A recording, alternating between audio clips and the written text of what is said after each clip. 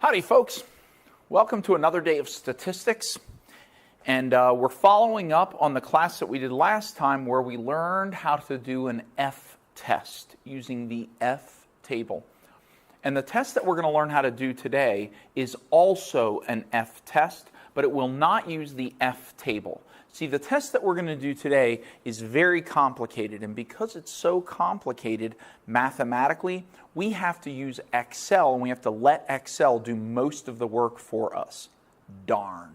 Well, that's one of the great things about living in the computer age, the information age now. We can do statistical analyses that would normally take somebody, let's say, a whole day. We can do it in less than a minute. And so it's really helpful for us, and it's important for you to understand how to do those tests. What we're going to do today is what I call an ANOVA mean comparison test. Now, a few classes ago, one of the things that we learned how to do is we did a hypothesis test where we compared the means of two populations. So the null hypothesis was that the mean of population A was equal to the mean of population B. And then the alternative hypothesis was that the mean of population A is not equal to the mean of population B. And this is fine. This is it's a good test. We did it with the Z statistic, but you could do it with the T statistic. It had kind of a crazy calculation, okay? But this is only two populations that we're comparing to each other. And what we're going to do today with this ANOVA mean comparison test is we are going to do this.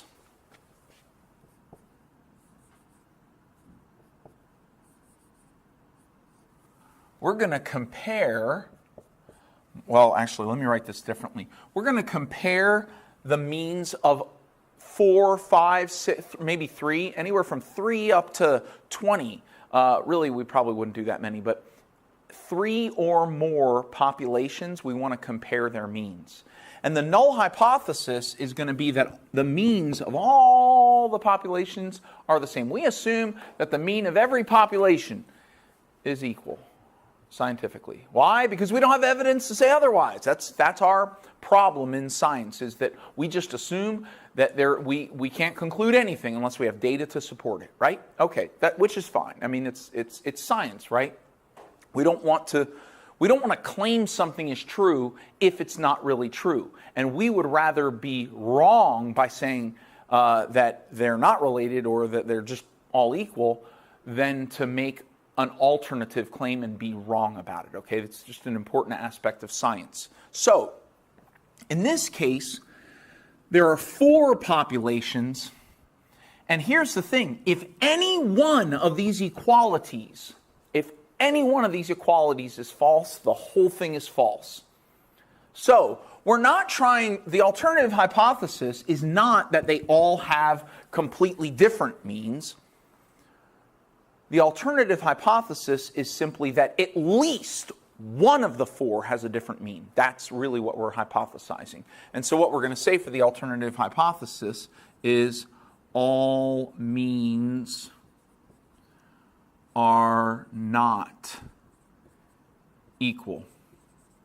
That at least one of them is not equal to the other ones. Now, it's possible that all of them have completely different means. That's possible too.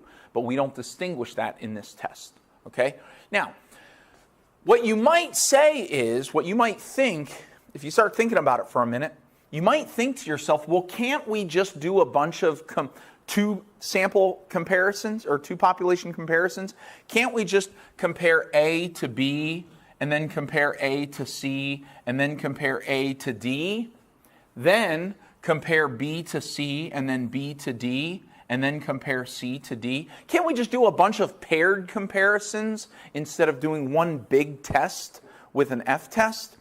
And the answer to that is yes, you can do that, except there's a problem because it's going to cause you to have more error. Well, it'll cause you to have a higher probability of error. Here's why.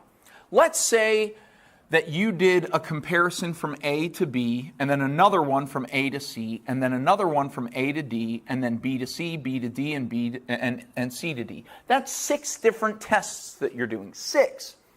Each one of those tests, let's say that your alpha for each one of those tests is 0.05, okay?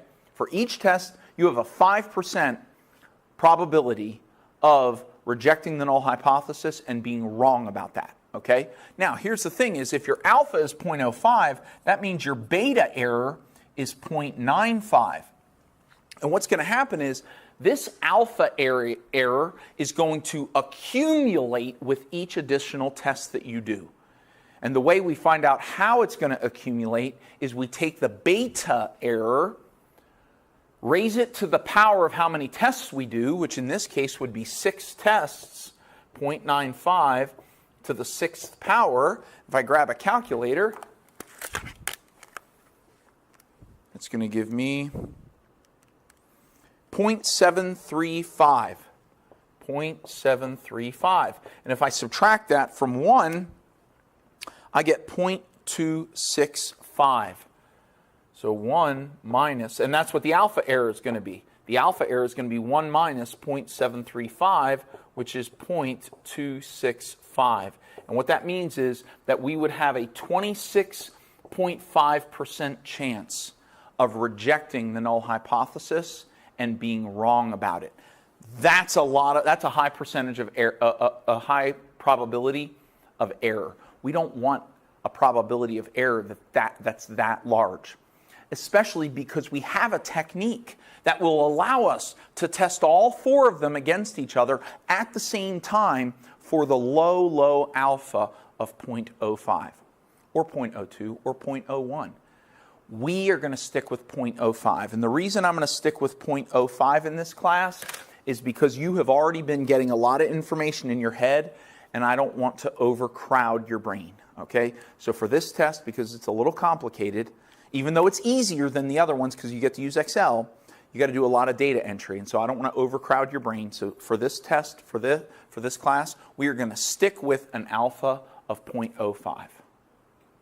Okay, so here's what we're going to do. We're going to do one of these tests, but it might be really hard for you to see these numbers, and so you may actually have to maybe pause it or zoom in, but you're going to have to take, here's population 1, and here's population 2, here's population 3, and here's population 4. And maybe what I'll do is I will go ahead and in just a minute I will pop up a still image that shows you all of these in one image big on the screen so that you can copy them down, okay?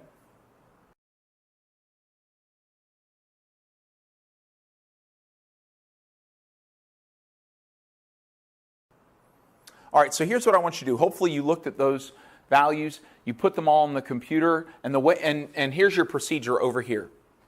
The first thing you have to do is you have to enter all your data, 1 sample per column in columns that are next to each other within Excel. So we already have that. Look, 1 column, 2 columns, 3 columns, 4 columns. That's the first step. Second step is you're going to go to data analysis, and you're going to select ANOVA single factor. So I'm going to do that right now, and you can watch me do it while we go. I'm going to go to data analysis. I'm going to select, now see how it says descriptive statistics? Well, up here it says ANOVA single factor. That's the one you want to pick. ANOVA single factor. And then I'm going to hit OK. Now, step 3, what you're going to do is under input range, you're going to highlight all of the columns. Do not include the headings. Just grab this number over and down to here. You have to include all these numbers. It's got to be one big rectangle that includes all of the numbers. So I'm going to hit this box here, and I'm going to create a large rectangle that includes all of the numbers. Whoops, that shouldn't have gone up. I don't want it to go up. There we go. And then, whoops, there's something wrong there. I grabbed too much. Hang on. Let's try that again. There we go. Then I'll press enter. And now, the next thing, see step 4, it says alpha is 0.05. So this is the great thing. Do you see this right here where it says alpha 0.05? I told you Excel can identify your critical F value for you. So you got to make sure that this says 0.05. Then under 5 it says output. Click on output range, put that black dot right here. Then click on this box and select any cell for your output. So click on output range, then we'll click this and we'll just put our output right here. Press enter. And then we will click OK. And look at that. Now I want to show you how to read this. This has everything that you need. I'm going to zoom in here. Has everything you need to be able to answer this question. Let's go up one more time. There we go. So here's what it says. This is an ANOVA single factor, okay? And let me show you the most important things that you need. You want to look at the variance. You need this, and you need this, and you need this. That's all the information you need. You can ignore everything else. If you want to ask me about this other stuff, you can come ask me about it separately, okay? I do want you to note that here's the degrees of freedom. And the way that you do the degrees of freedom, one of the degrees of freedom, the numerator degrees of freedom, is always equal to the number of groups. So we have 4 populations and then -1. And then the denominator degrees of freedom is you take the total number of observations, which is in this case 63, and you subtract the number of populations, which is 4. 63 minus 4 is 57. And 4 minus 1 is 3. That's where they got those numbers from, just in case you're curious about how they got the degrees of freedom. But here's the most important thing. Step 7, compare all variances. Look at these variances. Are they very different or are they kind of the same? Well, this is 8.6, that's 8.6, 8.3, and 8.4. They're all kind of the same, right? This is good. Because if your variances are very different, then you cannot use ANOVA. Except there's one exception to that rule. There's one exception, and I may show it to you later. But just understand, if your variances are not the same, you can't use ANOVA. So now, after you've done this, you're now ready to write out your hypothesis test. And what you need for your hypothesis test is you need your F value and your F crit.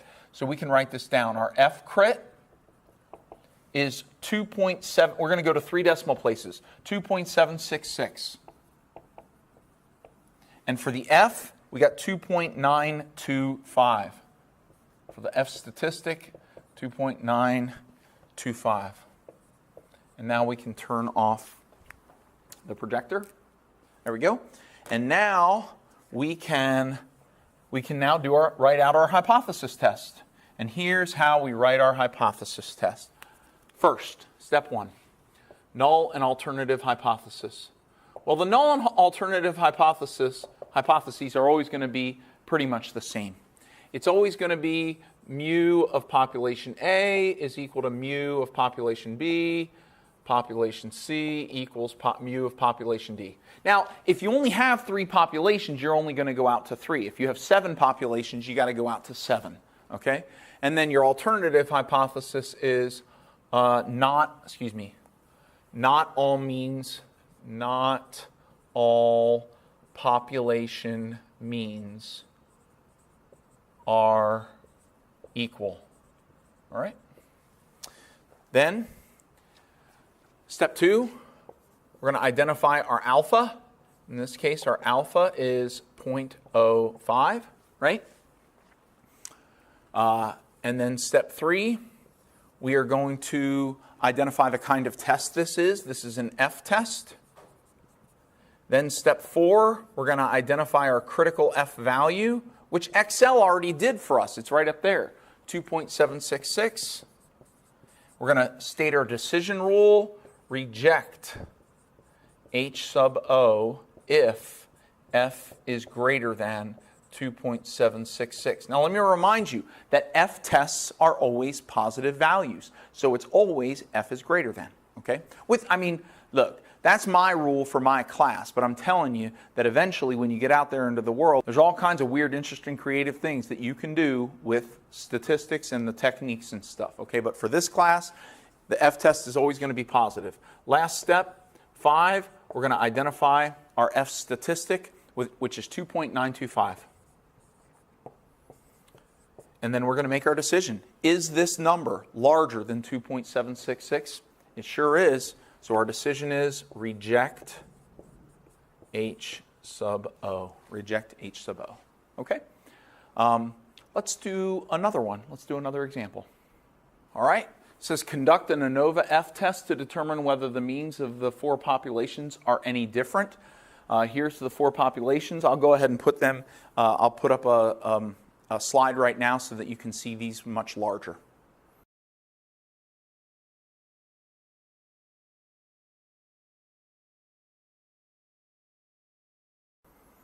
Okay, so here's what I want you to do. Can you go ahead and enter that data into Excel? You may have to back up the video. And then go ahead and do this entire ANOVA, and then we'll see if we can do a hypothesis test. All right, now I'm going to do it, and we'll see if you did the same thing as me. Okay, so I'm going to go ahead and go to Data Analysis, select ANOVA Single Factor, hit OK. Let's see here, I want to select Input Range. I want to make sure I include all the numbers. Do not include these headings right here. I'm going to press Enter. Make sure your alpha says 0.05. I'm going to select an output range here. Select this one maybe right here. Press Enter. And then OK. And there is my ANOVA output. And so, don't go. Hopefully you didn't go too far on this problem here. That's how we find the ANOVA. And you can say, oh, look, I got an F. I've got an F, an F crit, and everything. Hang on a second. Don't go anywhere. Notice, step 7, it says compare all variances. If they are very different, you cannot use ANOVA. Look at this. Look at these variances here. One of them is 18.8, one's 14.2, one of them is 7.4, one of them is 13.7. You might be asking yourself, well, what is very different, Mr. Ryan? Here we go. I want you to take the smallest variance, 7.45, and the largest variance, 18.86, and subtract them.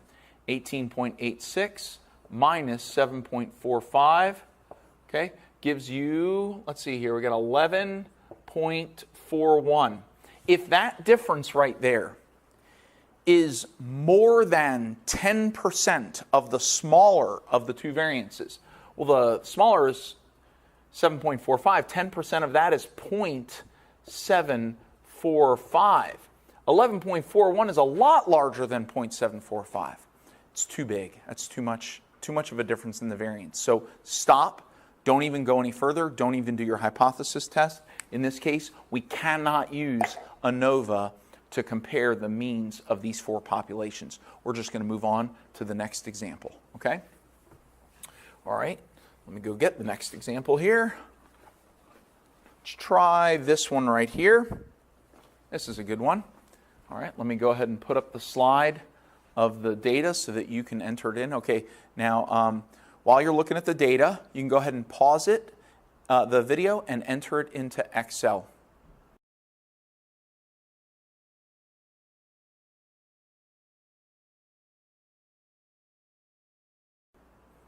All right, now that you've put this into Excel, why don't you go ahead and do the ANOVA?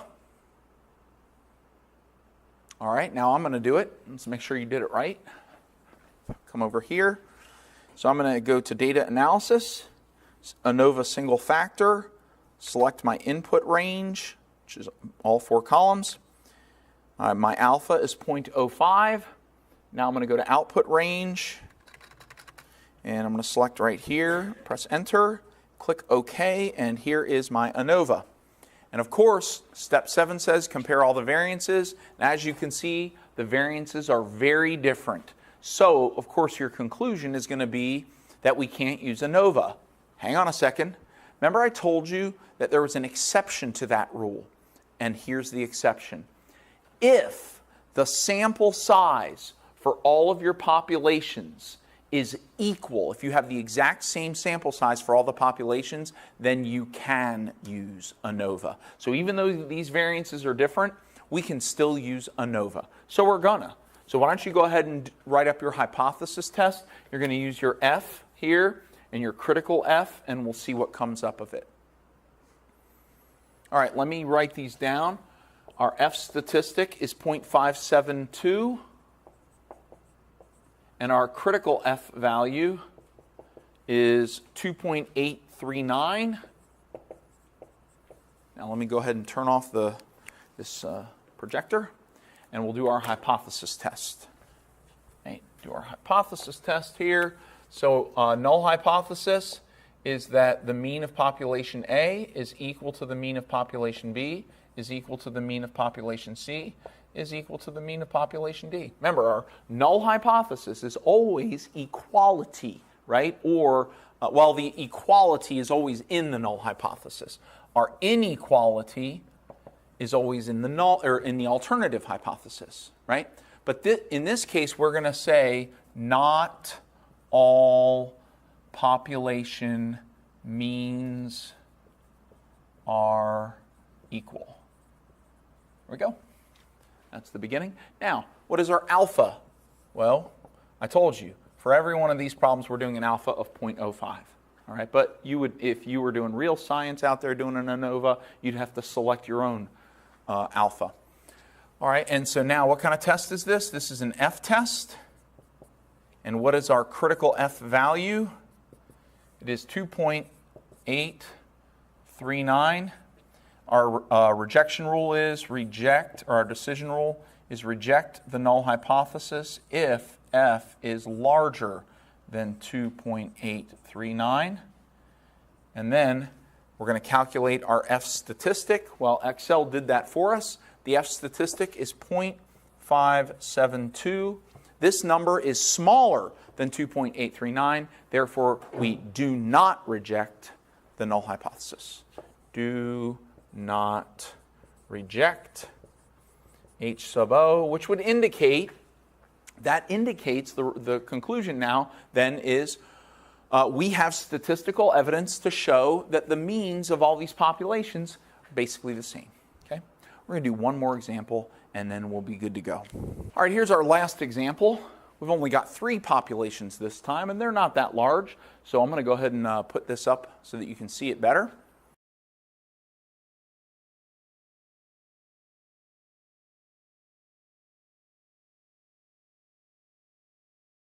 All right, so now if you want to put this information into Excel and go ahead and do your ANOVA and compare the variances. All right, so now I am going to do the same thing that hopefully you just did. I'm going to come over here.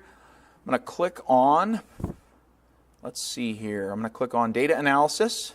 I'm going to select ANOVA Single Factor. For the input range, I'm going to select, hang on a second. Input range, that's it. I'm going to select all 3 columns, all the columns of numbers.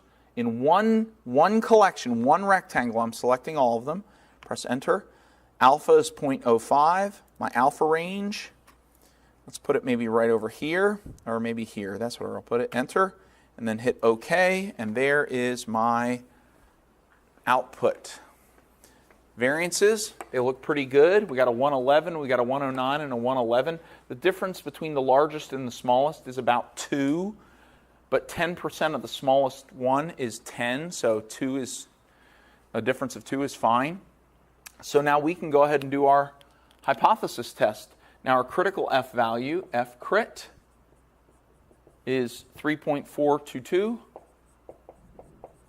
and our F statistic is 1.065. Okay, so I can turn off the projector now. And now let's do our hypothesis test. Our null hypothesis, we only had 3 samples this time, 3 populations, so we're only going to do 3 of them. So we're going to do the mu of population A is equal to the mu of population B is equal to mu of population C. Alternative hypothesis, not all means are equal. Okay, and so now our alpha, our level of significance is 0.05. We're doing an F test. Our critical F value is 3.422. Our calculated F statistic, because we trust Excel, is 1.065. Trust me when I say you want to trust Excel, but you got to make sure you enter it all right because it is a pain to try and calculate an F statistic for an ANOVA by hand. Although it's really good experience, you can become very good at statistics by doing 1 or 2 of them by hand. But this is it. So we didn't write our decision rule. Let's go back and do that. We're going to reject the null hypothesis if our F statistic is greater than 3.422. But if you look here, you can see that our F statistic is not greater than 3.422. So we're going to decide do not reject H sub O. And that's it.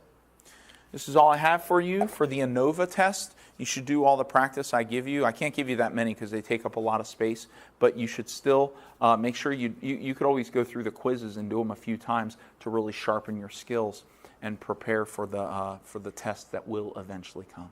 All right, but this is all I have for you for ANOVA, and I hope it helps.